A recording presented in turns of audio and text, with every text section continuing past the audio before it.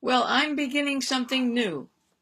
I'm beginning 5-minute tidbits and tips from your cell's intelligence and cell wisdom, and want to bring to you the amazing abilities that are within you to have you become aware of what's possible with the aid and alliance of you and your cells. So what I started out way back when was never studying cells. I was studying isolated chemicals. I don't think you need to know that right now. What I would like to offer you is your own personal discovery into cellular intelligence. Now, what is cellular intelligence?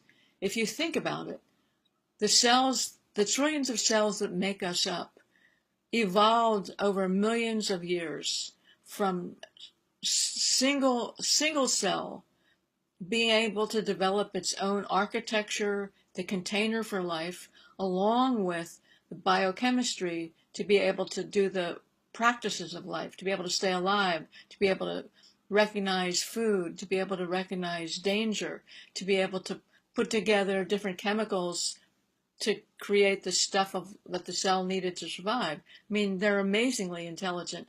When I wrote the book Secrets of Your Cells, I was really thinking first of the intelligence that the cell has to be able to take in information through molecular messages.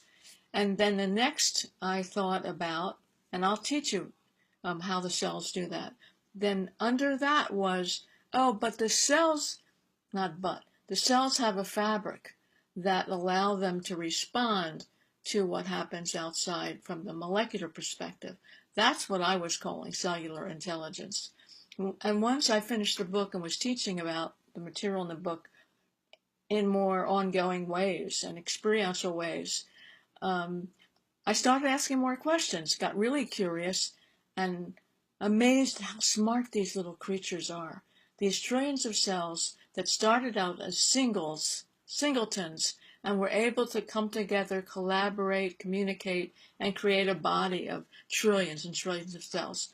If you don't think that's intelligence, try to do it yourself. Try to even do it with Legos. As I was going to say Tinker Toys, but probably most of you don't know what Tinker's toys are. So the intelligence of the cell, it's able to recognize molecules in some form to make change.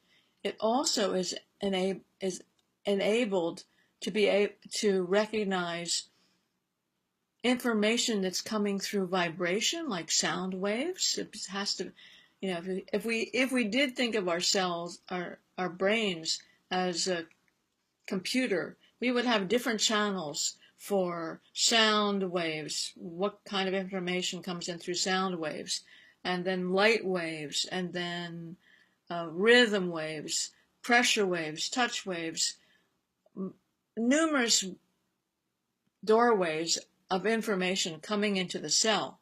So the cell evolved to be very intelligent. And I'm always looking at, well, how do we change?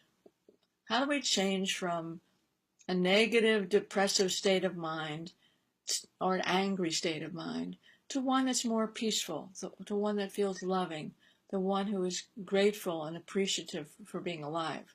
How do we go to that place? For me, what takes me there the fastest is sound and music.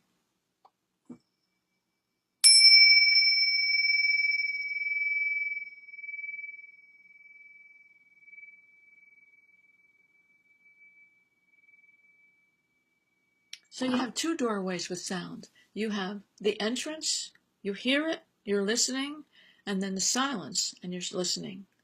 And then, so we have the brain's response to sound, the ear's response to sound, and we also have, each cell is made up of strings and tubes and struts, filaments. And what do we know about tubes and filaments and strings? They vibrate, they move, sound will change them, pressure will change them, electromagnetic fields will change them.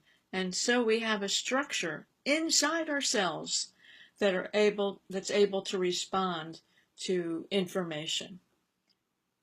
and especially sound information. One scientist from Northwestern University said that what makes cells intelligent is their ability to move. That proved cellular intelligence. And I was always interpreting the movement as a white blood cell might go towards a microbe. So white blood cells move. They're one of the few cells that really take action physically to move from one place to another. And only today did I think about, well, everything inside the cell moves. Everything is moving. Uh, it's not just this kind of movement. Just like I can flutter my arms and my granddaughter would kind of laugh at me doing this. Um, but there are cells involved in that movement, and I'm not going any place, obviously, with that. And I'm saying all this because what I'm inviting you to do is to tune into your cells. Tune into your cells to find what makes them happy, what makes them loving. If we can do that for ourselves, we can do that with each other. And just think what an amazing world we create. All in attunement. Not atonement, but attunement. What brings you into attunement?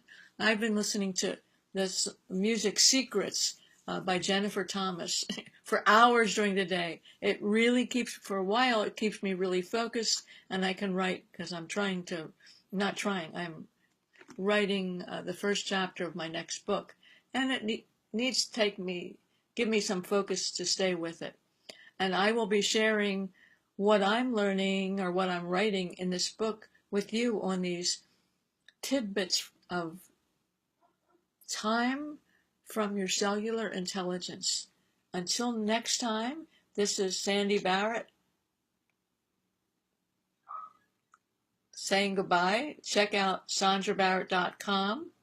Sondra is my professional name. Sandy is my friend name. So I'm inviting you as friends to tune into yourselves and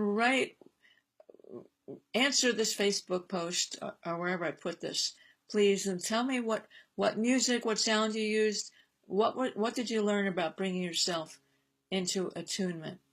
And until next time, au revoir, bye.